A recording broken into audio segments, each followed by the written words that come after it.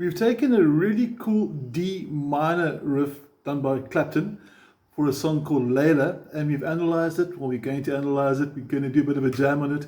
And let's start with the jam. The opening chords, just for quick as well, are D minor. So you're going to start with a normal D minor, which is going to look like this. Finger 1, fret 1, string 1, middle finger onto string 3, and then ring finger, string 2. Now watch the pinky that's waving at you. Watch this over here, what he's going to do.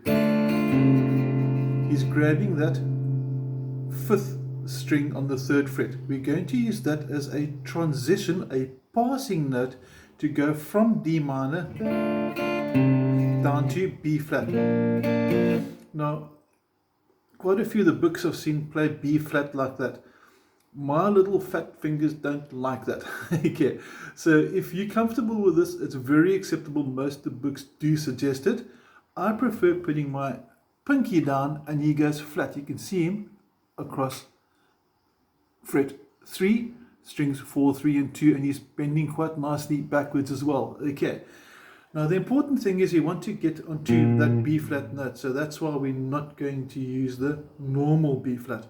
So one more time with the pinky passing, and from there we're going to a normal C, back to D minor, and then before we start the repeat we're going to have a quick hammer on. Watch the pinky again.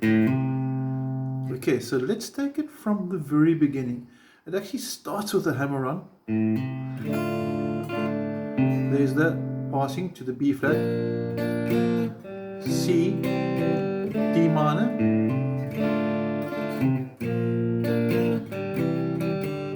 want to play with me? 2 and 3 and 4.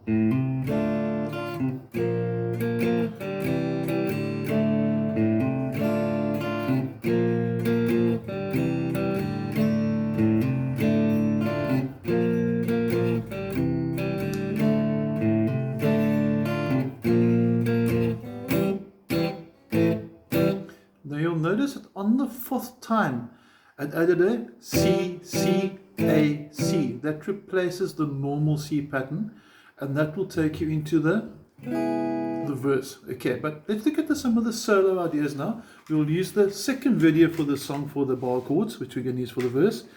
And I want us to know our D minor pentatonic scale as well as our D minor blues scale, the comparisons and the similarities, and then maybe some cool riff ideas and little phrases we can put into it.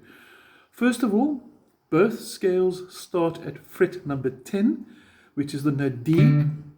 The song's in the key of D minor, which happens to be the relative minor of F major, and your D minor pentatonic, for those that are not familiar, is going to go 10, 13, 5th string, 10, 12, 10, 12, 10, 12 again, followed by 10, 13, 10, 13. So let's do that one more time.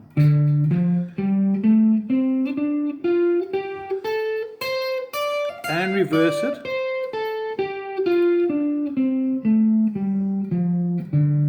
Now the minor blues we just spoke of is basically the same scale as the pentatonic, but for one extra note. It's the flattened 5th. That's a theory for another day. But that note and its octave is going to be what changes the pentatonic into a minor blues scale. So here's your minor blues. Starts the same, 10 and 13.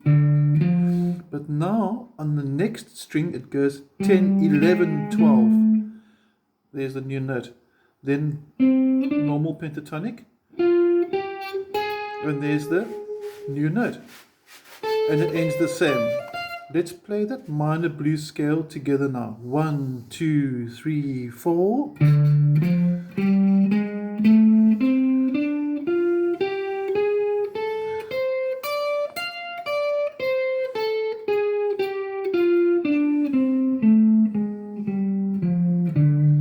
Now, when you're playing lead, a nice way to start almost any solo is with a string bend, with a bit of vibrato. Now, you don't just take a string and bend it. There must be a logical reason, because if I bend it too little, it sounds weird. If I bend it too much, also doesn't sound cool. Okay. We want to bend this note the equivalent of the next note in the sequence, which is that note. So I'm going to bend him with my third finger, supporting with first and second, to sound as if I played him. And there you can hear same note. And once I've got my note there, I'll put a bit of vibrato. Vibrato just means I do that with the string. Now you'll also notice there was a bit of a in front of that. That is called a rake. Now all that happens with the rake is your palm rests squarely on the bridge over here. So you're going to go through. So the note doesn't sound at all until you're on the note you want to play. And you can see the string bending over there. So that always sounds cool for an introduction. Okay. Now, with the minor blues and the minor pentatonic with this song, they sort of play themselves. So other little phrases, which is very similar to the electric version of Layla. Now you'll notice my middle finger over here picks the first string. You don't have to do that, but I like the sound of it. Let's look at that phrase slow motion.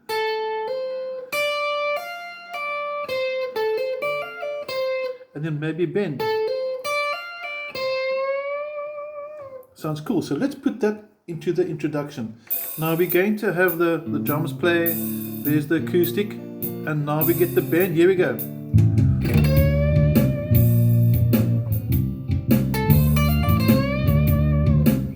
And then maybe. And that little phrase is actually quite a quick but easy phrase, promise. One more time, slow motion.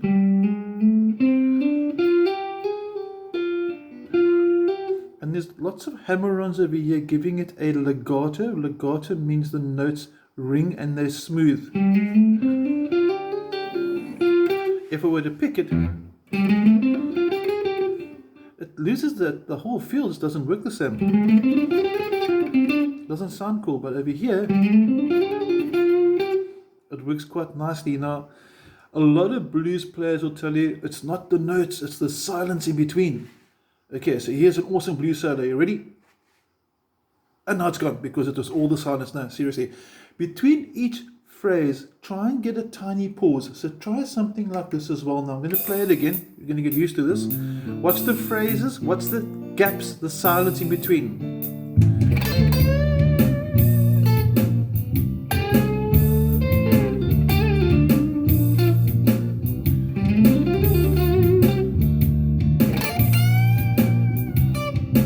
So you can hear those little gaps.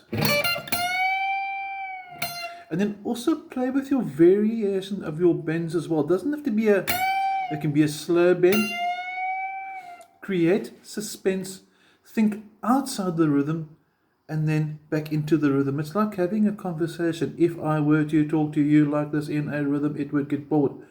But if I speed up, I slow down my speech, I say a few fast words, then some slow words, it keeps you in track with the piece, and that's what makes it sound quite cool. Now, other little nice effects are going to be called double stops, where you maybe go, and that little phrase, which I haven't used yet, does work quite well. I'm going to play 12 and 13 on fret number, strings number 3 and 2. Got that? And I'm going to do a 2 fret slide, and back. And that's going to sound pretty cool. And then maybe from that, I'll go back to those 2 notes, but with different fingers. So there I started with fingers 1 and 2, onto finger 1, and then I bring 3 and 4 in, and I do a bend with this finger, but the pinky stays put. Watch this. And check how nice this works for the backtrack.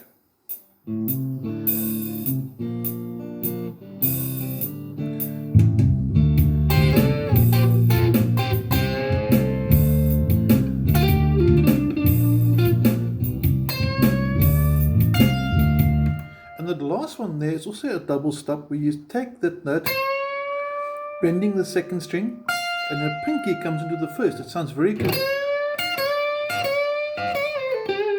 Very commonly used blues phrase as well. Okay, that's enough little blues tricks for now. There's a lot of exercises that will be on our site as well. Things like that and a whole lot of other fun things. I'll see you in the next video, otherwise this one gets too boring, and we'll do the bar chords for the verse. See you on Layla number 2. Have a cool jam.